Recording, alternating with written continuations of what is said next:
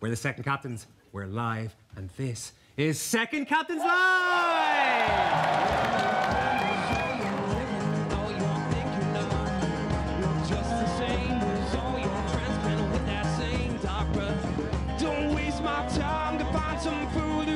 Show yourself, 'cause as a rule I must refuse to waste another breath. Whoa, oh, oh, oh, whoa,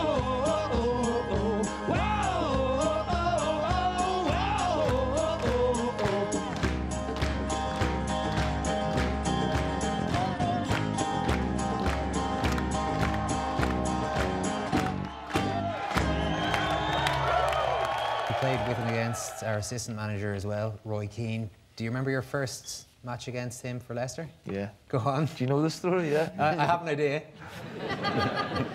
We had got promoted by Leicester, and we're playing in a League Cup game, and Roy was playing, so I've gone in for a 50-50 with him.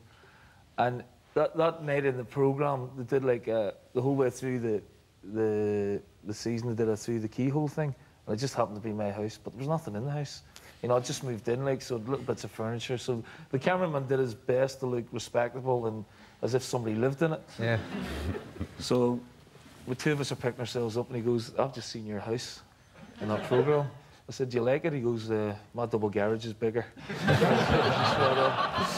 He won 2 Heineken Cups in 3 years as Leinster coach, and he's just led Ireland to the Six Nations Championship at the first time of asking. Ladies and gentlemen, Joe Schmidt!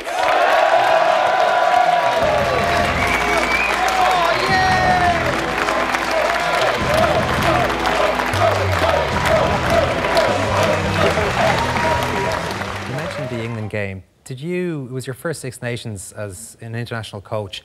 Did you doubt yourself or your game plan at all for any moments after that match?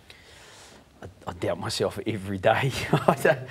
Seriously? I doubt every game plan. And the only thing I would say is once we've decided upon it, and that's what we've committed to, that's what we're doing. I'll still have doubts in my mind in case they don't do what I expect them, or because it's hard to predict what 15 different men are going to do in the opposition, and then the other 15 men that you've been working with, even then you're not quite sure sometimes what they're going to do. So to have any certainty about those 30 men, and then there's the guy in the middle, and you have no idea what he's going to do. So I'd be disappointed I'm not there. I'd be gutted I'm not there. I'd be looking at things, and this is who I am. I'd be looking at things and saying, right, that putt was fast on that side of the green. I'll remember that when I'm there next year, and I won't miss that pin position short left. And to be honest, I haven't seen that much of the Masters since I started playing in it in 2000. So I'll be trying to learn stuff this week. I know that's weird, but I'll be watching it to learn about next year when I go and play. Well, exactly, and we can't wait to see you back next year. Padraig Harrington, really appreciate it. Thanks so much.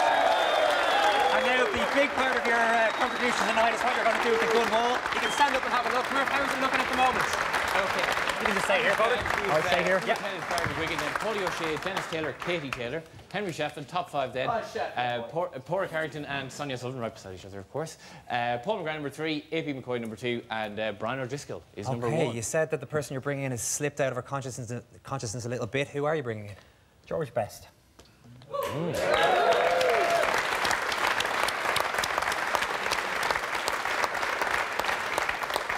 What do you like about George? I've got to say, if you asked me this 5 years ago, there's no way I would have picked George Best, because I was always a person who rallied against talented people. I always liked people who were hard workers and got the most out of the thing. And my perception of George Best, because he was before my time in many ways, was a person who didn't get the most out of his talent. But over the last couple of years, through debate, I've been looking at it. And clearly, he was one of the most talented sports people ever. And he only started to wane when he got bored. He was so good. He was so much better than everybody else. He lost interest in it. But, he did all the work to get to where he was. He fully deserves it. And one of the things I rate Irish sports people on is when I travel the world, do people know who they are? And it's amazing, when you could travel the world, and any rugby country in the world will pick Brian O'Driscoll on their top 15, always. And that takes a lot. When you go outside your own country, for people to recognise your sports stars is unusual. So George Best is another that, you know, you can be anywhere in the world. Anybody who plays soccer will remember or know who George Best is. That's brilliantly argued. Well, when I was growing up, Barry was a real hero in really difficult times, you know, where we were growing up. And he united a lot of communities with his sporting performances. He was an icon. And I was about 14, 15. And, you know, when he beat Producer that night at QPR at Loftus Road, I mean, I think it was our first world champion for, you know, 30, 35 years. He went on to win Sports Personality of the Year that year, which was, again, unheard of for an Irish guy. And just his sheer personality and his moustache. I think I'm from Lurgan. I started a huge trend of moustaches in Lurgan. I thought, because Shane was on, I thought I'd bring in a bit of a nemesis for him. I brought in Rory McIlroy. Okay, we like that. I'm sure Shane is happy. A friend and enemy at the same time. Yeah. Rory McIlroy, where do you want to place him in the top 10? Look, I think you've got to earn your stripes, so I think he's got to drop in at 10 and work his way up, hopefully. Okay. Keno? Oh.